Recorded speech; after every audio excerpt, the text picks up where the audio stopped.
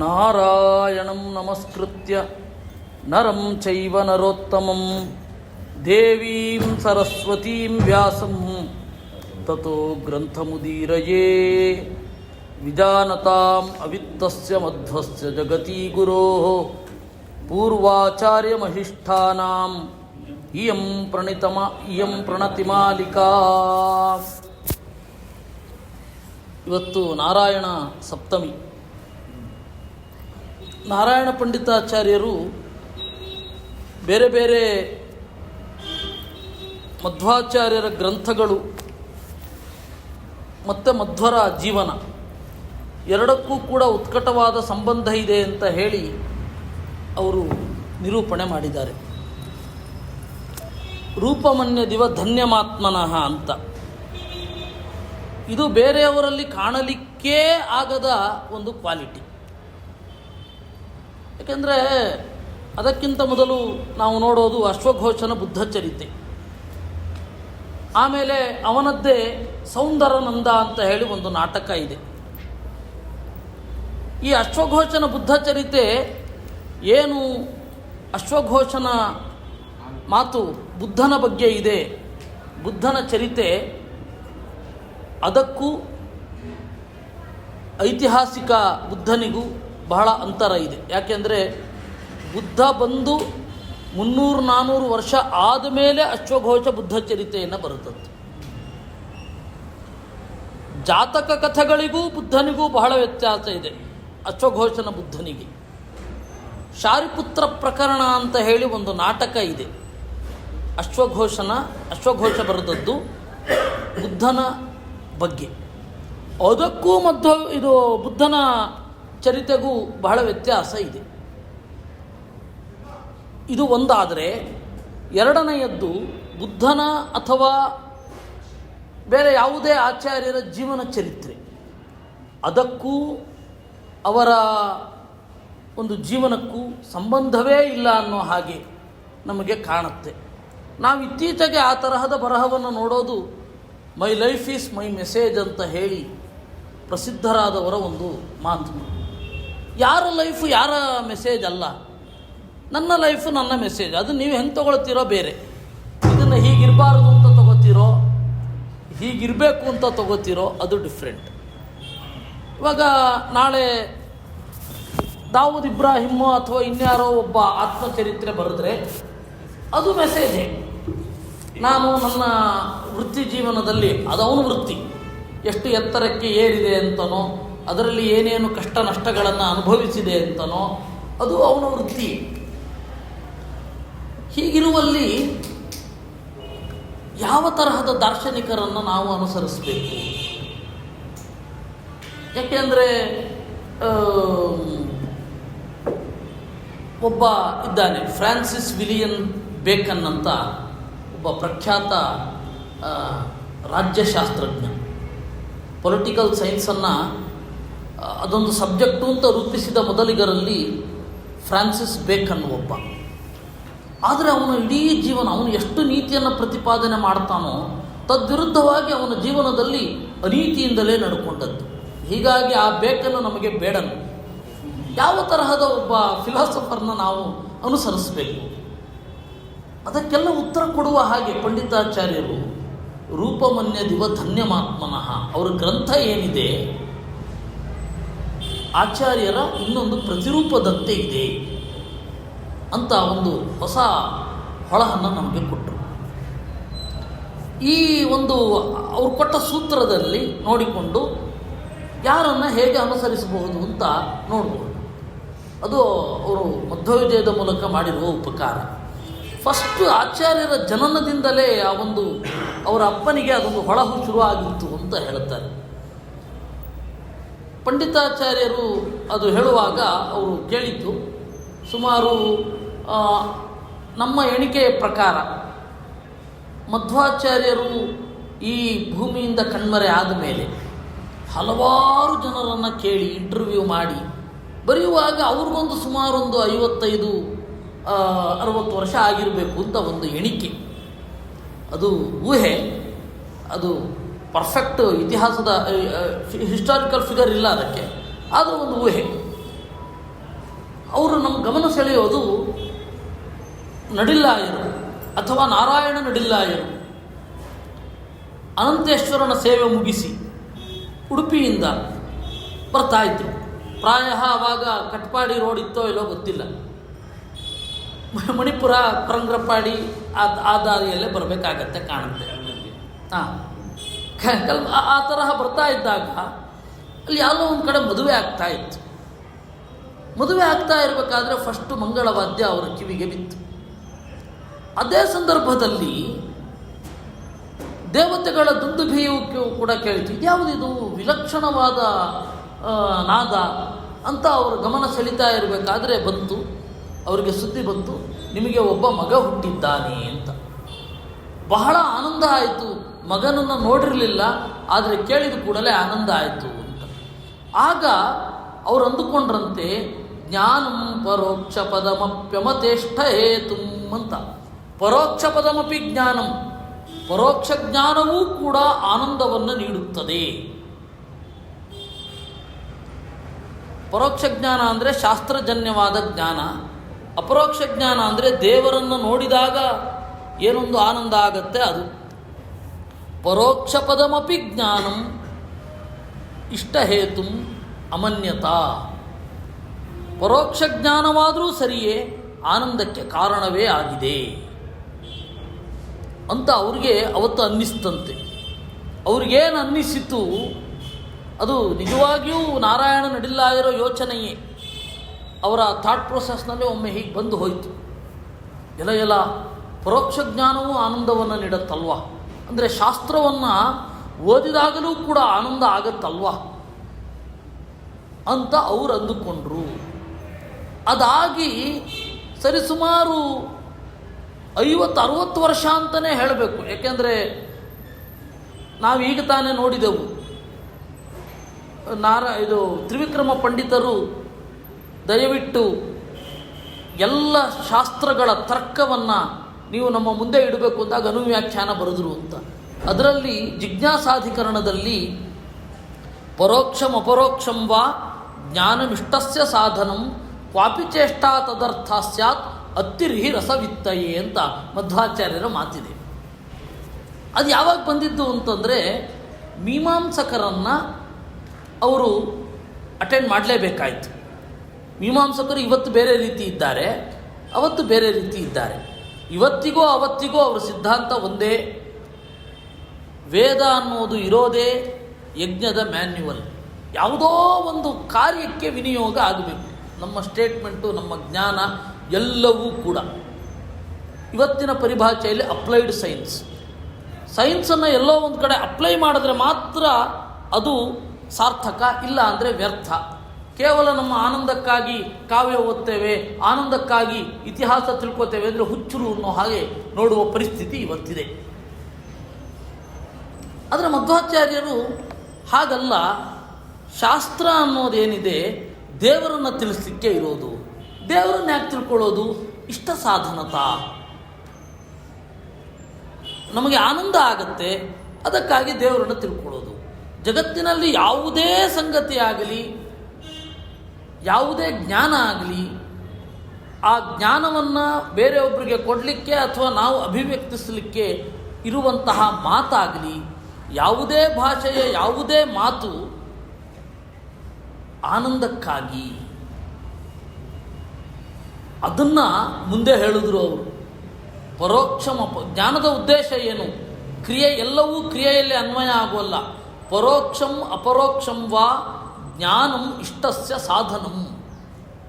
ಪರೋಕ್ಷ ವಿಷಯಂ ವಾ ಜ್ಞಾನಂ, ಅಪರೋಕ್ಷ ವಿಷಯಂ ವಾ ಜ್ಞಾನಂ ಇಷ್ಟಸ್ಯ ಸಾಧನಂ. ಜ್ಞಾನ ಇರೋದು ಆನಂದಕ್ಕಾಗಿ. ಆಮೇಲೆ ಅದು ಮೀಮಾಂಸಕರು ಕರ್ಮಠರಾದರು. ಕರ್ಮಠ ಅಂತನ್ನುವ ಶಬ್ದ ಏನಿದೆ, ಠ ಅಂದರೆ ಶೂನ್ಯ ಅಂತ. ಕರ್ಮದಿಂದ ಜ್ಞಾನ ಶೂನ್ಯರು ಯಾರಾಗ್ತಾರೆ? ಅವರು ಕರ್ಮಠ. ಠಾನ್ ಅಂತಂದರೆ ಠ ಶೂನ್ಯ ಅಂತ ಧಾತು. ಅದರಿಂದಾಗಿ ಯಾರು ಕರ್ಮಠರಿರ್ತಾರೆ ಮೀಮಾಂಸಕರು, ಅವರೇನಂದರು? ಯಾವುದೇ ಜ್ಞಾನ ಬರೋದು ಕ್ರಿಯೆಗಾಗಿ, ವೇದ ಯಾಕೆ ಹೇಳುತ್ತೆ? ಕ್ರಿಯೆಗಾಗಿ ಅಂದರು. ಆಚಾರ್ಯ ಹೇಳಿದ್ರು ಅತ್ತಿರಹಿ ರಸವಿತ್ತಯೇ, ತಿನ್ನೋದು ಯಾಕೆ? ರಸದ ಅರಿವಿಗಾಗಿಯೂ ಅಲ್ವಾ, ರಸದ ಜ್ಞಾನಕ್ಕಾಗಿಯೇ ಇರೋದು. ಇಲ್ಲಾಂದರೆ ಬೇರೆ ತರಹ ಮಾಡಬಹುದು. ಈಗ ಮಾತ್ರೆ ಇದೆ, ಆ ಮಾತ್ರೆ ಎಲ್ಲೋ ವಿಷಮ ಪರಿಸ್ಥಿತಿಯಲ್ಲಿ ಹೋದಾಗ ಇರಬೇಕು ಅಂತ ಆ ಮಾತ್ರೆಯನ್ನು ವಿಜ್ಞಾನಿಗಳು ಅಭಿವೃದ್ಧಿ ಮಾಡಿರೋದು. ಅವರೇ ಪ್ರತಿ ದಿವಸ ಊಟ ಮಾಡ್ತಾರೆ. ಯಾಕೆ? ಅಸ್ಥಿರಹಿ ರಸವಿತ್ತಯೇ, ತಿನ್ನುವ ಕ್ರಿಯೆ ರಸದ ಅರಿವಿಗಾಗಿಯೇ ಇರೋದು. ಕೇವಲ ಹೊಟ್ಟೆ ತುಂಬಿಸ್ಕೊಳ್ಳಿಕ್ಕೆ ಅಂದರೆ ಬೇರೆ ಮಾರ್ಗದಿಂದಲೂ ತುಂಬಿಸಿಕೊಳ್ಳಬಹುದು. ಅದನ್ನು ಯಾಕೆ ಪ್ರಿಫರ್ ಮಾಡ್ತಾ ಇಲ್ಲ ಜನ? ಯಾಕೆಂದರೆ ಈ ಆನಂದ ಅನ್ನೋದು ಒಂದು ಇರಲೇಬೇಕು, ರಸಕ್ಕಾಗಿಯೇ ಇರೋದು. ಇದನ್ನು ಆಚಾರ್ಯರು ಹುಟ್ಟಿದಾಗಲೇ ಅವರಪ್ಪನಿಗೆ ಅನುಭವಕ್ಕೆ ಬಂದಿತ್ತು.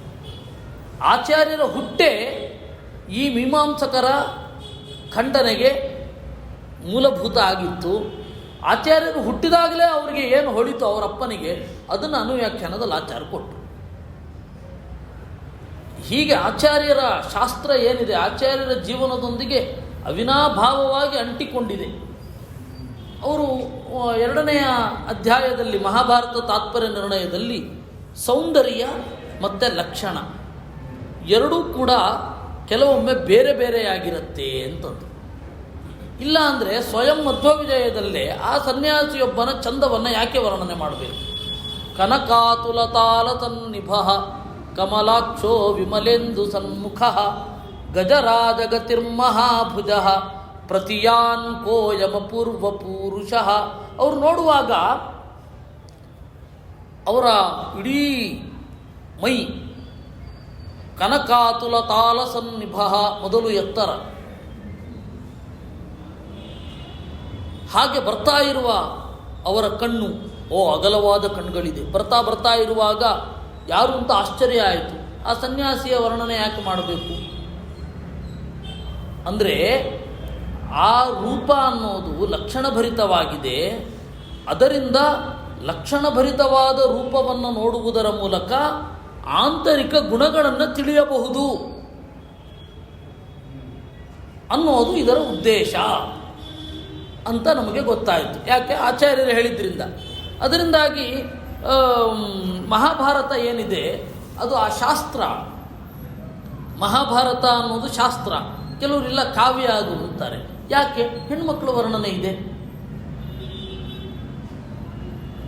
ಹೌದು, ಸೌಂದರ್ಯ ವರ್ಣನೆಗೆ ಮಾತ್ರ ಸೀಮಿತ ಆಗಿಲ್ಲ. ಸೌಂದರ್ಯ ಅಂದರೆ ಸುಷ್ಟು ಉಂದತಿ ಅಥವಾ ಸುಷ್ಟು ಉಂದಯತಿ, ಚೆನ್ನಾಗಿ ನಮ್ಮನ್ನು ಭಾವದಲ್ಲಿ ತೋಯಿಸುತ್ತದೆ. ಅದು ಸುಂದರ. ಆ ಭಾವನೆಯನ್ನು ನಮಗೆ ತಂದು ಕೊಡುತ್ತೆ. ಅದು ಸುಂದರ. ಸುಂದರ ಅಂದರೆ ಕೈಕಾಲು ಚೆನ್ನಿರೋದು ಅಂತ ಮಾತ್ರ ಅಲ್ಲ, ಯಾವುದನ್ನು ನೋಡಿದಾಗ ಮನಸ್ಸಿನ ಪರಿಪಾಕ ಆಗ್ತದೋ ಅದು ಸುಂದರ. ಸೌಂದರ್ಯ ಅಂದರೆ ಆ ಅರ್ಥದಲ್ಲಿ. ಇವಾಗ ದ್ರೌಪದಿಯನ್ನು ವರ್ಣನೆ ಮಾಡ್ತಾರೆ. ಹಾಗೆ ಅದೇ ವೇದವ್ಯಾಸರು ನಿಮಗೆ ಬಕಾಸುರನನ್ನು ವರ್ಣನೆ ಮಾಡಿದ್ದಾರೆ. ಊರ್ಧ್ವಾಂಗುಲಿ ಸಕಂಡೂಯನ್ ಊರ್ಧ್ವಬಾಹು ಶಿರೋಧರ. ಅವನು ಹೀಗೆ ಕೆರ್ಕೊಂಡು ಬರ್ತಾ ಇದ್ದಂತ, ತಲೆ ಕೆರ್ಕೊಂಡು ಕೆಟ್ಟದಾಗಿ ಬರ್ತಾ ಇದ್ದ ಅಂತ ಹೇಳ್ತಾರೆ. ಅಲ್ಲಿ ಅದನ್ನ ಯಾಕೆ ವರ್ಣನೆ ಮಾಡಬೇಕಿತ್ತು? ಅವನ ಮನಸ್ಸಿನ ವಿಕೃತಿ, ಅದನ್ನು ಅಲ್ಲಿ ಹೇಳಬೇಕಾಯಿತು. ಅದರಿಂದಾಗಿ ಹೊರಗಡೆಯ ರೂಪ ಅನ್ನೋದು ಲಕ್ಷಣಭರಿತವಾದಾಗ ಅವ್ರ ಗುಣಗಳನ್ನು ಹೇಳುತ್ತೆ. ಹಾಗಾದರೆ ಮಂಥರೆ ಅಪ್ಸರೆಯಾಗಿದ್ಲು, ಅದಕ್ಕೇನು ಹೇಳ್ತೀರಾ? ಅದಕ್ಕೆ ಆಚಾರ್ಯರು ಹೇಳಿದರು, ಆಸುರೀಣಾಂಬರಾದೇಸ್ತು ರೂಪ ಮಾತ್ರ ಭವಿಷ್ಯತಿ. ಅಸುರ ಸ್ತ್ರೀಯರು ಅಥವಾ ಅಸುರ ಪುರುಷರು, ಇವಾಗ ದುರ್ಯೋಧನನು ಚಂದ ಇದ್ನೋ ಇರಲಿಲ್ವೋ, ಅವನೇನು ರಾವಣನ ಥರ ಏನಿರಲಿಲ್ಲ. ರಾವಣನ ನೋಡಬೇಕಾದ್ರೆ ಭಯಂಕರ ಭಯ ಆಗ್ತಾ ಇತ್ತು ಅಂತ. ಅವನು ಎಷ್ಟೇ ಅಲಂಕಾರ ಮಾಡಿಕೊಂಡ್ರು ರಾವಣನ ನೋಡ್ಲಿಕ್ಕೆ ಆಗ್ತಾ ಇರಲಿಲ್ಲ. ಯಾಕೆಂದರೆ ಶ್ಮಶಾನ ಚೈತ್ಯ ಪ್ರತಿಮಃ ಭೂಷಿತೋಪಿ ಭಯಂಕರ ಅಂತ. ಅವನು ಅಲಂಕಾರಗೊಳಿಸಿದ ನೀವು ಸ್ಮಶಾನವನ್ನು ಎಷ್ಟೇ ಡೆಕೋರೇಟ್ ಮಾಡಿದ್ರೂ ಕೂಡ ಭಯ ಆಗೋದೇ. ಹಾಗೆ ರಾವಣ ಎಷ್ಟೇ ಚಂದದ ಆಭರಣಗಳನ್ನು ಧರಿಸ್ಕೊಂಡಿದ್ರು ಅವ್ನು ನೋಡಿದ್ರೆ ಭಯ ಆಗ್ತಾ ಇತ್ತು ಅಂತ. ಅದರಿಂದಾಗಿ ರೂಪ ನಮ್ಮ ಒಳಗಿನ ಭಾವನೆಯನ್ನು ತೋರಿಸುತ್ತೆ. ಲಕ್ಷಣಭರಿತವಾದಾಗ ವಿಶೇಷ. ಹಾಗಾದರೆ ದೇವತೆಗಳ ದೇವತಾ ಸ್ತ್ರೀಯರ ವರ್ಣನೆಯನ್ನು ಯಾಕೆ ಮಾಡಿದ್ದಾರೆ? ದ್ರೌಪದಿಯ ವರ್ಣನೆ ಏಕಾಗಿ? ಸೀತೆಯ ವರ್ಣನೆ ಯಾಕಾಗಿ? ಅಂದರೆ ನಾವು ಭಕ್ತಿಯಿಂದ ಅವಳಲ್ಲಿ ಇರುವ ಗುಣಗಳನ್ನು ಅನುಸಂಧಾನ ಮಾಡಬೇಕು. ಅಪ್ಸರೆಯರ ವರ್ಣನೆ ಬರುತ್ತೆ ನಿಮಗೆ. ವಿಶ್ವಾಮಿತ್ರನ ಬಳಿ ಬಂದಾಗ ಆ ಅಪ್ಸರೆಯ ವರ್ಣನೆ, ಊರ್ವಶಿಯ ವರ್ಣನೆ ಬರುತ್ತೆ. ಹಾಗೆ ಪ್ರಮ್ಲೋಚ ಅವಳ ವರ್ಣನೆ ಇದು ವಿಷ್ಣು ಪುರಾಣದಲ್ಲಿ ಬರುತ್ತೆ. ಇದಕ್ಕೆಲ್ಲ ಏನು ಗುರಿ, ಉದ್ದೇಶ ಇಲ್ಲ.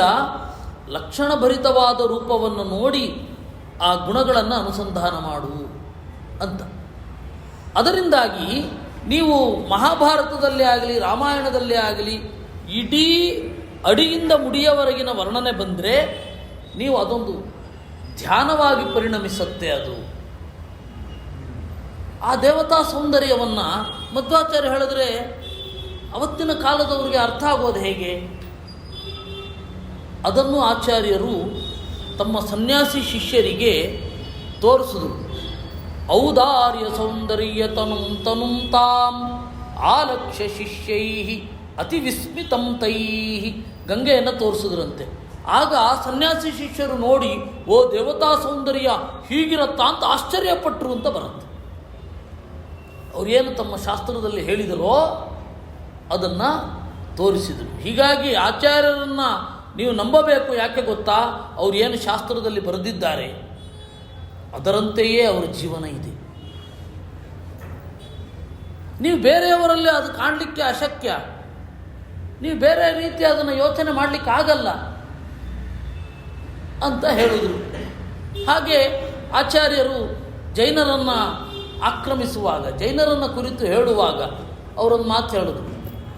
ಗೀತಾತ್ ಪುಷ್ಪ ಫಲಾವಾಪ್ತಿ ಸ್ಪರ್ಶಾತ್ ಕಾರ್ಶ್ಯಂ ರಸಾತ್ ಸ್ಥಿತಿ ಅಪಿ ವೃಕ್ಷಸ್ಯ ದೃಶ್ಯಂತೆ ಇತಿ ನಾನು ಆತ್ಮತಾ ಭವೇತ್.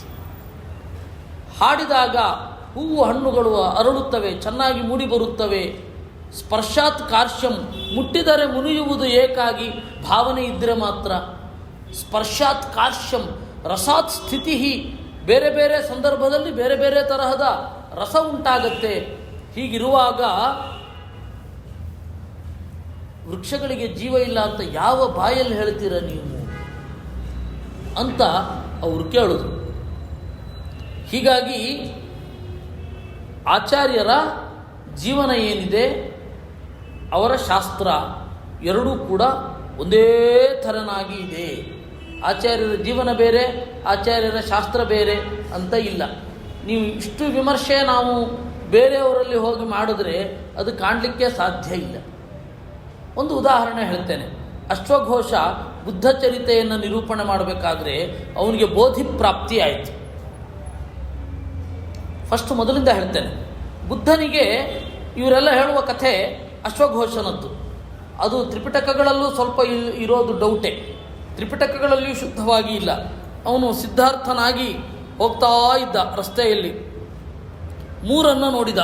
ಒಂದು ಗಾಯಗೊಂಡವ, ಇನ್ನೊಂದು ಸತ್ತವ, ಇನ್ನೊಂದು ಮುಪ್ಪಿನಿಂದ ಕೂಡಿದವ. ಕಾಯಿಲೆ ಬಿದ್ದವನನ್ನು ನೋಡಿದ, ಮುಪ್ಪಿನಿಂದ ಕೂಡಿದವನನ್ನು ನೋಡಿದ.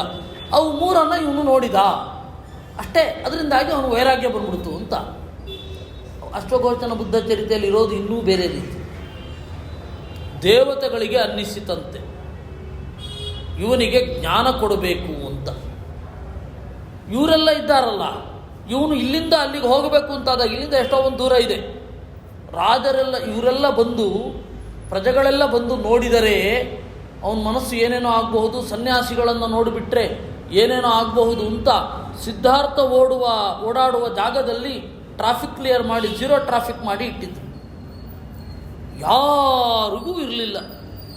ಆಗ ದೇವತೆಗಳು ಯೋಚನೆ ಮಾಡಿದರಂತೆ, ಜ್ಞಾನವಾನ್ವೈ ಭವೇದಯಂ, ಇವನಿಗೆ ಜ್ಞಾನ ಬರಬೇಕು ಅಂತ ತೀರ್ಮಾನ ಮಾಡಿ ಅನನ್ಯ ದೃಶ್ಯಂ ಬೇರೆ ಯಾರೂ ಕಾಣದ ಹಾಗೆ ಅವನಿಗೆ ತೋರಿಸಿದರು ಅಂತ ಅಶ್ವಘೋಷ ಹೇಳ್ತಾನೆ. ಯಾಕೆಂದರೆ ದೇವತೆಗಳ ಸಂಕಲ್ಪ, ದೇವತೆಗಳ ಅನುಗ್ರಹ ಇಲ್ಲದೆ ಜ್ಞಾನ ಬರಲ್ಲ ಅಂತ ಅವನು ಹೇಳ್ತಾನೆ. ಅವನಿಗೆ ಕಂಡಿತಂತೆ ಸಾರಥಿಗೆ ಕಂಡಿದ್ದು, ಇಬ್ಬರಿಗೆ ಕಂಡಿದ್ದು, ಬೇರೆ ಯಾರಿಗೂ ಕಾಣಲಿಲ್ಲ. ಅವ್ರಿಗೆಲ್ಲ ಆಶ್ಚರ್ಯ ಆಯ್ತಂತೆ. ಅಲ್ಲಿ ಇದ್ದ ಯಾರು ಫೀಲ್ಡ್ ಕ್ಲಿಯರ್ ಮಾಡಿಸಿ ಇಟ್ಟಿದ್ರು ಪುರರಕ್ಷಕರು, ಅವ್ರಿಗೆಲ್ಲ ಯಾಕೆ ತಡ ಮಾಡ್ತಾ ಇದ್ದಾರೆ, ಏನನ್ನೋ ನೋಡಿದಾಗ ಯಾಕೆ ಮಾತಾಡ್ತಾ ಇದ್ದಾನೆ, ಬುದ್ಧನ ಮುಖದಲ್ಲಿ ಸಿದ್ಧಾರ್ಥನ ಮುಖದಲ್ಲಿ ಆಶ್ಚರ್ಯ ತೋರಿ ಬರ್ತಾ ಇದೆ, ಏನಿದು ಅಂತ ಆಶ್ಚರ್ಯ ಆಯಿತು. ಅದರಿಂದಾಗಿ ದೇವತೆಗಳೇ ಜ್ಞಾನಕ್ಕೆ ಸಾಧನ ಅಂತ ಹೇಳಿಬಿಟ್ಟಿದ್ದಾರಲ್ಲಿ. ಆದರೆ ಅದನ್ನು ಕಟ್ ಮಾಡಿ ಅವನಿಗೆ ಮುಪ್ಪನ್ನು ನೋಡಿತು. ಫಸ್ಟು ಮುಪ್ಪನ್ನು ನೋಡಿದ, ಆಮೇಲೆ ಕಾಯಿಲೆಯವನನ್ನು ನೋಡಿದ, ಸತ್ತವನನ್ನು ನೋಡಿದ, ವೈರಾಗ್ಯ ಬಂತು ಅಂತ ನಾವು ಆ ಕಥೆಯನ್ನು ಪೂರ್ತಿ ಹೇಳ್ತಾ ಇಲ್ಲ, ಅರ್ಧ ತೆರೆದು ಅರ್ಧ ಮುಚ್ಚಿ ಹೇಳ್ತಾ ಇರೋದು. ಹೋಗಲಿ, ಅವನು ಎಲ್ಲರ ಜೊತೆಗೆ ಹೋದ, ಎಲ್ಲರ ಆಶ್ರಮಗಳಿಗೆ ಹೋಗಿ ನೀವೇನು ಮಾಡ್ತಾ ಇದ್ದೀರಾ ಅಂತ ಕೇಳಿದಂತೆ. ಅದಕ್ಕೆ ಅವರು ಸ್ವರ್ಗಕ್ಕಾಗಿ ಸಾಧನೆ ಮಾಡ್ತಾ ಇದ್ದೀವಿ ಅಂದ್ರಂತೆ. ಸ್ವರ್ಗ ಅಂದರೆ ಏನು ಅಂತ ಕೇಳಿದ್ನಂತೆ. ಅಶ್ವಘೋಷನ ಬುದ್ಧ ಚರಿತೆಯಲ್ಲಿ ಇರೋದು. ಅದಕ್ಕೆ ಅಪ್ಸರೆ ಇರ್ತಾರೆ, ಅವರು ಇರ್ತಾರೆ, ಇವರು ಇರ್ತಾರೆ, ಅದಿರುತ್ತೆ ಇದಿರುತ್ತೆ ಅಂದರು. ಅದನ್ನು ಇಲ್ಲೇ ಅನುಭವಿಸಬಹುದಲ್ಲ, ಅದನ್ನು ನಾನು ಈಗಾಗಲೇ ಅನುಭವಿಸಿ ಬಂದಿದ್ದೇನೆ, ಆದರೂ ನನಗದು ಬೇಡ ಅನಿಸಿದೆ, ಅದರಿಂದಾಗಿ ನೀವು ಪ್ರಾಯ ನಿಮ್ಮ ಜ್ಞಾನ ಸರಿಯಿಲ್ಲ ಅಂತ ಹೇಳಿ ಅವನು ಹೋಗುವಾಗ ಬ್ರಾಹ್ಮಣರೆಲ್ಲ ಹೇಳಿದ್ರಂತೆ, ಆಯಿತು, ಶುದ್ಧವಾದ ಜ್ಞಾನವನ್ನು ನೀನು ಪಡೆದುಕೊಂಡ್ರೆ ನಮಗೆ ಬಂದು ಹೇಳು, ಕಾಯ್ತಾ ಇರ್ತೀವಿ ಅಂದ್ರಂತೆ. ಆಯಿತಾ, ಅವನು ಹೋದ. 7 ದಿವಸ ಅವನಿಗೆ ಬೋಧಿಪ್ರಾಪ್ತಿಯಾಗುವ ಮೊದಲು ಜನ್ಮ ಜನ್ಮಾಂತರಗಳ ಜ್ಞಾನ ಬಂತು. ಬೇರೆ ಬೇರೆ ಲೋಕಗಳ ಅರಿವಾಯಿತು, ಬೇರೆ ಬೇರೆ ಲೋಕದಲ್ಲಿರುವವರ ಅರಿವಾಯಿತು, ಜನರ ಹುಟ್ಟಿನ ಬಗ್ಗೆ ಗೊತ್ತಾಯಿತು, ಸಾವಿನ ಬಗ್ಗೆ ಗೊತ್ತಾಯಿತು, ಪ್ರಳಯದ ಬಗ್ಗೆ ಗೊತ್ತಾಯಿತು, ಸೃಷ್ಟಿಯ ಬಗ್ಗೆ ಗೊತ್ತಾಯಿತು, ಸ್ಥಿತಿಯ ಬಗ್ಗೆ ಗೊತ್ತಾಯಿತು, ಜ್ಞಾನದ ಬಗ್ಗೆ ಗೊತ್ತಾಯಿತು, ಅಜ್ಞಾನ ವಿಪರೀತ ಜ್ಞಾನಗಳ ಬಗ್ಗೆ ಗೊತ್ತಾಯಿತು ಅಂತೆಲ್ಲ ಹೇಳ್ತಾರೆ. ಹೌದಾ? 7 ದಿವಸಗಳು ಸಂಬೋಧಿ ಸಿಗುವ ಮೊದಲು ಇಷ್ಟು ದೊಡ್ಡ ಪ್ರಕ್ರಿಯೆ.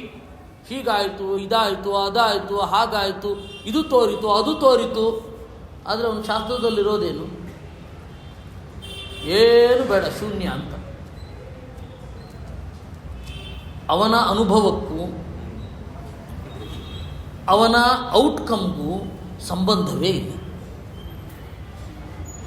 ಈಗ ನೀವು ಬುದ್ಧನಿಗೆ ಹೇಳಲಿಕ್ಕಾಗತ್ತಾ? ಅಂದರೆ ನಾನು ಹೇಳ್ತಾ ಇರೋದು ಪುರಾಣಗಳು ಹೇಳುವ ಬುದ್ಧ ಅಲ್ಲ, ಅಶ್ವಘೋಷ ಹೇಳುವ ಬುದ್ಧ, ಬೌದ್ಧರ ಜಾತಕ ಕಥೆಗಳಲ್ಲಿ ಅಡಗಿರುವ ಬುದ್ಧ.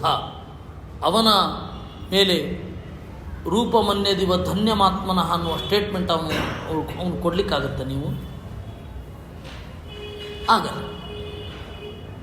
ಇನ್ನು ಸರಳತೆಯನ್ನು ಹೇಳ್ತಾ ಇರುವಂತಹ ರಾಷ್ಟ್ರೀಯ ನಾಯಕರು, ಅವ್ರ ಹೆಸರು ತಗೊಳ್ಬಾರದಿಲ್ಲಿ, ಆದರೂ ಹೇಳ್ತೇನೆ. ಸರೋಜಿನಿ ನಾಯ್ಡು ಹೇಳ್ತಾ ಇದ್ದಂತೆ, ಗಾಂಧಿ ನಿಮ್ಮನ್ನು ಬಡತನದಲ್ಲಿಡಲಿಕ್ಕೆ ಬಹಳ ದುಡ್ಡು ಖರ್ಚಾಗತ್ತೆ. ಯಾಕೆಂದರೆ ನಾನು 3rd ಕ್ಲಾಸ್ ಕಂಪಾರ್ಟ್ಮೆಂಟಲ್ಲಿ ಕೂತ್ಕೊಂಡು ಹೋಗ್ತೇನೆ ಟ್ರೈನ್ನಲ್ಲಿ, 3rd ಕ್ಲಾಸ್ ಬೋಗಿಯಲ್ಲಿ ಕೂತ್ಕೊಳ್ತೇನೆ ಅಂದರೆ 3rd ಕ್ಲಾಸ್ ಟಿಕೆಟ್ ತೊಗೊಂಡವರೆಲ್ಲ ಬಿಡ್ತಾರಾ? ಆರಾಮವಾಗಿ ಕೂತ್ಕೊಂಡು ಹೋಗ್ಲಿಕ್ಕಾಗತ್ತಾ? ಕಿಕ್ಕಿರಿದಿರ್ತಾರೆ ಜನ. ಅವ್ರಿಗೆಲ್ಲ 2nd class 1st class ticket ಕೊಟ್ಟು ಇವನು 3rd ಕ್ಲಾಸಲ್ಲಿ ಹೋಗೋದು. ಇದು ಬಡತನವನ್ನು ಮೈಂಟೈನ್ ಮಾಡಲಿಕ್ಕೆ ಬಹಳ ಖರ್ಚು ಮಾಡಬೇಕಾಗ್ತಾ ಇದ್ದ ಹಣೆ ಬರಹ. ಹೇಳಲಿಕ್ಕಾಗತ್ತಾ? ಈಗ ರೂಪಮನ್ಯದಿವ ಧನ್ಯಮಾತ್ಮನಃ ಅಂತ ಒಂದು ದೃಷ್ಟಾಂತ ಹೇಳಿದ್ದು ನಾನು. ಯಾವುದೇ ಫಿಲಾಸಫರ್ಸ್ ಅವರ ಗ್ರಂಥವನ್ನು, ಅವರ ಜೀವನವನ್ನು ಒಂದಕ್ಕೊಂದಕ್ಕೆ ಹಿಡಿದ್ರೆ ಈ ವೈದೃಶ್ಯಗಳೇ ಜಾಸ್ತಿ. ಯಾರನ್ನು ಬೇಕಾದರೂ ತಗೊಳ್ಳಿ, ಯಾವುದನ್ನು ಬೇಕಾದರೂ ತಗೊಳ್ಳಿ. ಸ್ವಲ್ಪ ಮಟ್ಟಿಗೆ ಹೇಳಬಹುದಾದರೆ ಓಚೋನ ಹೇಳಬಹುದು. ಯಾಕೆ ಅಂದರೆ ಅವನು ಹುಟ್ಟು ಜೈನನಾಗಿದ್ದರಿಂದ ಸ್ಯಾದ್ವಾದವನ್ನು ಗಟ್ಟಿಯಾಗಿ ಅಪ್ಪಿಕೊಂಡಿದ್ದ. ಸ್ಯಾದ್ವಾದ ಅಂದರೆ ಏನು? ಇವತ್ತಿನ ಕ್ವಾಂಟಮ್ ಫಿಸಿಕ್ಸ್ ಥರ ಏನು ಬೇಕಾದರೂ ಆಗಬಹುದು ಅನ್ನುವ ಮನೋಭಾವದ ಮಾತುಗಳು. ಅದು ಕ್ವಾಂಟಮ್ ಫಿಸಿಕ್ಸಲ್ಲಿ ಆಗಿದೆಯೋ ಇಲ್ವೋ ಗೊತ್ತಿಲ್ಲ, ಇವ್ರ ಬರಹಗಳಲ್ಲಂತೂ ಹಂಗೆ ತೋರುತ್ತೆ. ಏನು ಬೇಕಾದರೂ ಆಗಬಹುದು ಅಂತ.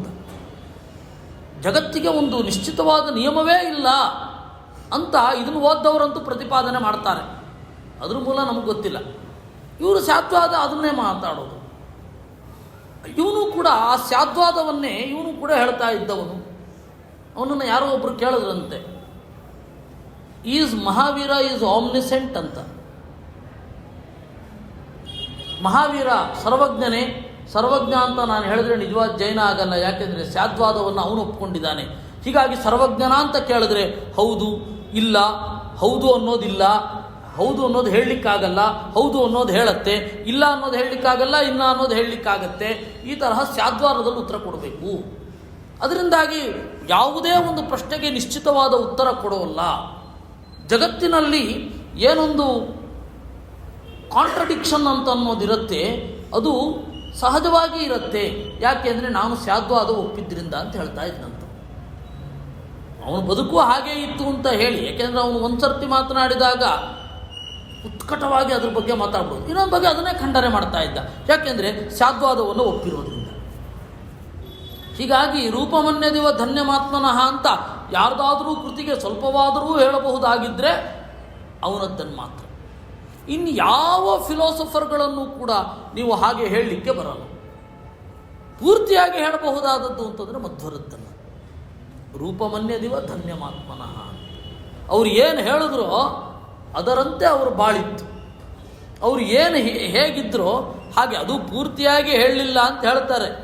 ಸಾಮರ್ಥ್ಯಾಂಶಾಂಶಮೇವಾತ್ರ ಪ್ರಾದುಶ್ಚಕ್ರೇ ಜಗದ್ಗುರು. ಪೂರ್ತಿಯಾಗಿ ಹೇಳಲಿಲ್ಲ ನಾನು ಅಂತ. ಅದರಿಂದಾಗಿ ಅವರ ಯಾವುದೇ ಗ್ರಂಥವನ್ನು ತೆಗೆದು ನೋಡಿದರೆ, ಅವರ ಜೀವನವನ್ನು ನೋಡಿದರೆ ಎರಡೂ ಕೂಡ ವಿಲಕ್ಷಣವಾಗಿ ಇಲ್ಲ. ಎರಡಕ್ಕೂ ಬಹಳ ಸಿಮಿಲಾರಿಟಿ ತೋರು ಬರುತ್ತೆ, ಅವರ ಗ್ರಂಥಕ್ಕೂ ಅವರ ಜೀವನಕ್ಕೂ. ಒಂದು ಸಂಗತಿ ಹೇಳಿ ನಾನು ಉಪಸಂಹಾರ ಮಾಡ್ತೇನೆ. ವಾದ, ಜಲ್ಪ, ವಿತಂಡ ಅಂತ. ವಾದ ತತ್ವನಿರ್ಣಯ ಆಗಬೇಕು ಅಂತ ಹೇಳಿ ಯಾರಿರ್ತಾರೋ ಅವರು. ಅದು ಗುರು ಶಿಷ್ಯರ ನಡುವೆ ಆಗಬಹುದು, ಬಹಳ ಜನ ಸಜ್ಜನರ ನಡುವೆಯೂ ಆಗಬಹುದು. ವಿತಂಡ ಅಂತ ಹೇಳಿದರೆ, ಜಲ್ಪ ಅಂತ ಹೇಳಿದರೆ ಖ್ಯಾತಿಗಾಗಿ.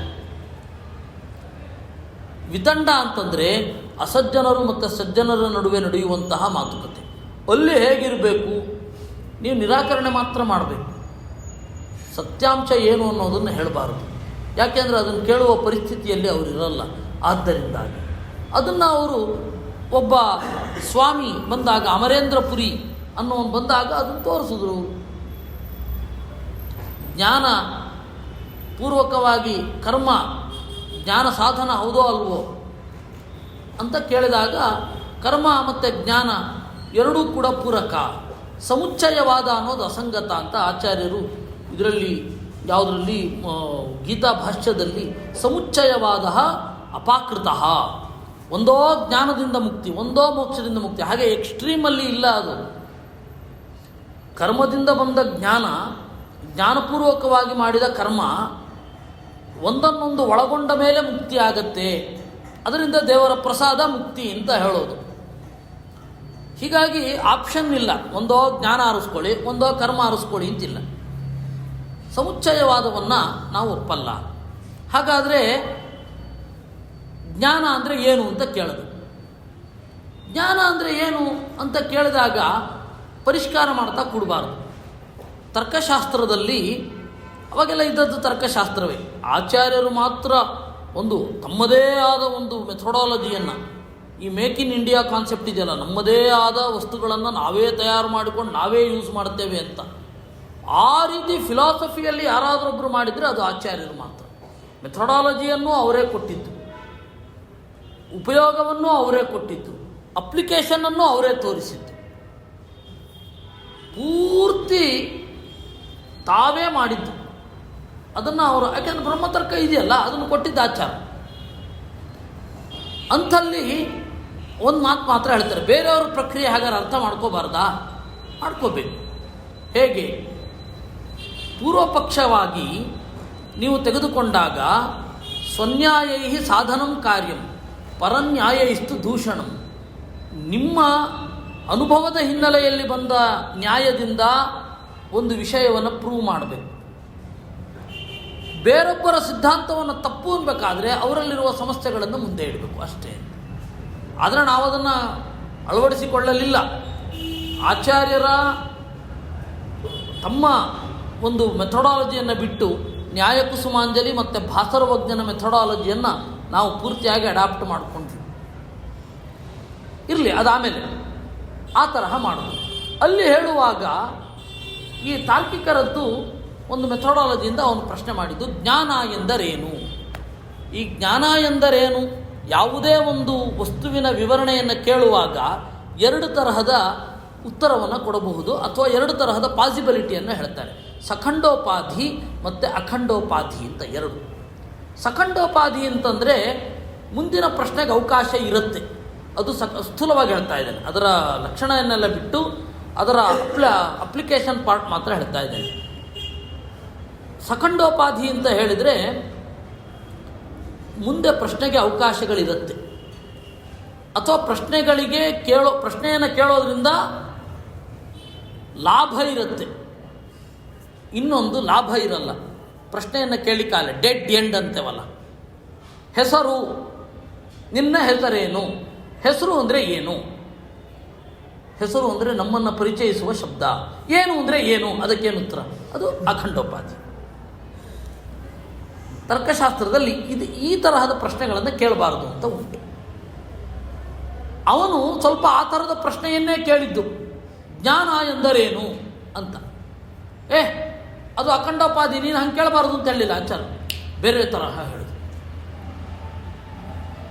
ಜ್ಞಾನದ ಜ್ಞಾನ ನಿನಗಿದೆಯೋ ಇಲ್ವೋ? ಜ್ಞಾನದ ಜ್ಞಾನ ನಿನಗಿದೆಯೋ ಇಲ್ವೋ? ಕೆಲವೊಂದೆಲ್ಲ ವರ್ಣನೆ ಮಾಡಿಕಾಲ. ಪ್ರೇಮ ಎಂದರೇನು ಅಂತ ಬರ್ಟ್ರಾಂಡ್ ರಸಲ್ ಒಂದು ಕಡೆ ಪ್ರೇಮ ಎಂದರೇನು ಅಂತ ಪರಿಷ್ಕಾರಗಳನ್ನು ಹೇಳ್ತಾ ಇರಬೇಕಾದ್ರೆ ಒಬ್ಬ ಹಳ್ಳಿಗ, ಇಷ್ಟೊಂದು ಕಷ್ಟನ ಪ್ರೀತಿಸೋದು ಅಂತಂತೆ. ಪ್ರೀತಿಸುವುದಕ್ಕೂ ಪ್ರೀತಿಯ ಪರಿಷ್ಕಾರಕ್ಕೂ ವ್ಯತ್ಯಾಸ ಇದೆ. ನಾವು ಆರಾಮಾಗಿ ಒಬ್ಬರನ್ನು ಪ್ರೀತಿಸ್ಬಿಡ್ಬೋದು, ಆಯಿತು, ಪ್ರೀತಿಯನ್ನು ಪರಿಷ್ಕಾರದಲ್ಲಿ ಹೇಳಿ ಅಂದರೆ ಏನು ಸಾಯೋದು? ಹಾಗಾಗತ್ತೆ ಇದು. ಅದರಿಂದಾಗಿ ತಿಳ್ಕೊಂಡ್ಬಿಡ್ಬಹುದು. ಆ ತಿಳ್ಕೊಂಡದ್ದನ್ನು ನೀವು ತಿಳುವಳಿಕೆ ಎಂದರೇನು, ತಿಳಿಯು ಸರಿ, ಅಳಿಕೆ ಅಂದರೆ ಏನು, ಈ ಥರ ಎಲ್ಲ ಪ್ರಶ್ನೆ ಕೇಳಿದ್ರೆ ಏನು ಉತ್ತರ ಹೇಳಬೇಕು? ಆ ಭಾಗವನ್ನು ಆಚಾರ್ಯರು ತೋರಿಸಿಕೊಟ್ರು. ಜ್ಞಾನದ ಜ್ಞಾನ ನಿನಗಿದೆಯೋ ಇಲ್ವೋ? ಏಕೆಂದರೆ ಅಲ್ಲಿ ಬಹಳ ಸಂಗತಿ ಇದೆ ಇದರಲ್ಲಿ. ಸ್ವತಃ ಪ್ರಾಮಾಣ್ಯವನ್ನು ಒಪ್ಪಿದ್ದರ ಬಗ್ಗೆ ಬರುತ್ತೆ ಅವ್ರದ್ದು. ಅದನ್ನು ನೀವು ಬಿಡಿಸ್ಕೊಂಡು ಹೋದರೆ ಇನ್ನು ಬೇರೆ ಬೇರೆ ಆಯಾಮಗಳಿಗೆ ತೆರ್ಕೊಂಡು ಹೋಗುತ್ತೆ. ಇಷ್ಟು ಜ್ಞಾನ ಯಾವುದಕ್ಕೆ ಬರುವುದು? ಜ್ಞಾನವನ್ನು ಅನುಭವಿಸೋದು ಜ್ಞಾನ ಮಾತ್ರ. ಜ್ಞಾನದಿಂದ ಜ್ಞಾನ ಮಾತ್ರ ಹುಟ್ಟತ್ತೆ. ಇದು ಎರಡನ್ನ ನಂತರದಲ್ಲಿ ಜ್ಞಪ್ತೌ ಸ್ವತಸ್ತ್ವ, ವ್ಯುತ್ಪತ್ತೌ ಸ್ವತಸ್ತ್ವ ಅಂದರು. ಅಂದರೆ ಜ್ಞಾನದಿಂದಲೇ ಜ್ಞಾನ ಹುಟ್ಟೋದು, ಇದು ಉತ್ಪತ್ತೌ ಸ್ವತಸ್ತ್ವ. ಜ್ಞಾನವನ್ನು ಅನುಭವಿಸೋದು ಜ್ಞಾನವೇ, ಇದನ್ನು ಜ್ಞಪ್ತೌ ಸ್ವತಸ್ತ್ವ ಅಂದರು. ಉತ್ಪತ್ತೌ ಸ್ವತಸ್ತ್ವ, ಜ್ಞಪ್ತೌ ಸ್ವತಸ್ತ್ವ. ಇದಕ್ಕೆ ಮುಂದೆ ಎಲ್ಲ ಬಹಳ ಪರಿಷ್ಕಾರಗಳು ಬಂತು ತರ್ಕತಾಂಡವದಲ್ಲೆಲ್ಲ. ಅದನ್ನು ಅಲ್ಲಿಗೆ ಹೋಗೋದು ಬೇಡ, ವಾಪಸ್ ಬರೋಣ. ಜ್ಞಾನ ಬರೋದು ಯಾವುದಕ್ಕೆ? ಜ್ಞಾನವನ್ನು ಅನುಭವಿಸೋದು ಯಾವುದು? ಜ್ಞಾನವೇ. ಜ್ಞಾನ ಎಲ್ಲಿಂದ ಹುಟ್ಟತ್ತೆ? ಜ್ಞಾನವೇ. ಹೀಗಾಗಿ ಜ್ಞಾನವನ್ನು ಎಕ್ಸ್ಪ್ಲೈನ್ ಮಾಡಲಿಕ್ಕೆ ಬರಲ್ಲ, ಅನುಭವಿಸಬಹುದು. ಈ ಅಂಶವನ್ನು ಆಚಾರ್ಯರು ಅವನಿಗೆ ಬಾಯಿ ಮುಚ್ಚಿಸ್ಬೇಕಾದ್ರೂ ಹೇಗೆ ಬಳಸಬೇಕು ಅಂತ. ಜ್ಞಾನದ ಬಗೆಗೆ ಜ್ಞಾನ ಇದೆಯೋ ಇಲ್ಲವೋ?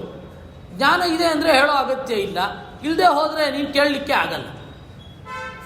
ಈ ತರಹದ ಒಂದು ಅಡಕೆಯ ಕತ್ತರಿ ಅಂತ ಹೇಳ್ತಾರಲ್ಲ, ಅಥವಾ ಗರಗಸ, ಹಿಂದೆ ಹೋದರೂ ಕೊಯ್ದ ಹಾಗೆ, ಮುಂದೆ ಹೋದರೂ ಕೊಯ್ದ ಹಾಗೆ. ಉಭಯತ ಪಾಶಾರಜ್ಜು ಅಂತ ಸಂಸ್ಕೃತದಲ್ಲಿ ಈ ನ್ಯಾಯವನ್ನು ಹೇಳ್ತಾರೆ. ಈಚೆ ಹೇಳಿದ್ರೂ ಜೀರ್ಕುಣಿಕೆ ಗಟ್ಟಿಯಾಗುತ್ತೆ, ಈಚೆ ಹೇಳಿದ್ರೂ ಗಟ್ಟಿಯಾಗುತ್ತೆ. ಆ ತರಹದ ಸ್ಥಿತಿಯನ್ನು ತಂದು, ಅಂದರೆ ನೀವು ನಿಮ್ಮ ಪ್ರಶ್ನೆ ಯಾವ ರೀತಿ ಇರಬೇಕು ಅನ್ನೋದನ್ನು ಅವ್ರು ಈ ಮೂಲಕ ಎಸ್ಟಾಬ್ಲಿಷ್ ಮಾಡೋದು. ಅದು ಮುಂದೆ ಬಹಳ ವಿಸ್ತಾರವಾಗಿ ಬೆಳ್ಕೊಂಡು ಹೋಯಿತು. ಆದರೆ ಬೇರೆ ಸಿದ್ಧಾಂತವನ್ನು ಒಳಗೊಂಡು, ಬೇರೆ ಮೆಥಡಾಲಜಿಯನ್ನು ಒಳಗೊಂಡು. ಆಚಾರ್ಯರ ಮೆಥಡಾಲಜಿಯೇ ಪೂರ್ತಿ ಸಾಕಿತ್ತು. ನೋಡಿ, ಆಚಾರ್ಯರು ಇಲ್ಲಿ ವಿತಂಡಾದ ಬಗ್ಗೆ ಏನು ಕಥಾಲಕ್ಷಣದಲ್ಲಿ ಹೇಳಿದರು ಅದರಂತೆ ನಮಗೆ ಮಧ್ವ ವಿಜಯದಲ್ಲಿ ಸಿಗತ್ತೆ, ಹೇಗೆ ವಾದ ಮಾಡಿದ್ರು. ಹೀಗೆ ಬಹಳ ಇದೆ. ಇನ್ನೂ ಒಂದು ಹೇಳಿ ನಾನು ನಿಲ್ಲಿಸ್ತೇನೆ. ಅವರು ಹೇಳಿದ್ರು, ಆಚಾರ್ಯರು ಉಪನಿಷತ್ತಿನಲ್ಲಿ ಹೇಳುವಾಗ, ತನ್ನನ್ನು ದೇವರನ್ನು ಅರಿತುಕೊಂಡವನು ತನ್ನನ್ನು ರಕ್ಷಣೆ ಮಾಡಿಕೊಳ್ಳಿಕ್ಕೆ ಇಷ್ಟಪಡಲ್ಲ. ನಾತ್ಮಾನಂ ಗೋಪ್ತು ಇಚ್ಛತಿ ಅಂತ. ಅದನ್ನೇ ಅಲ್ವ ಅವರು ತೋರಿಸಿದ್ದು. ಇದು 3 ವರ್ಷದ ಮಗುವಾಗಿದ್ದಾಗ.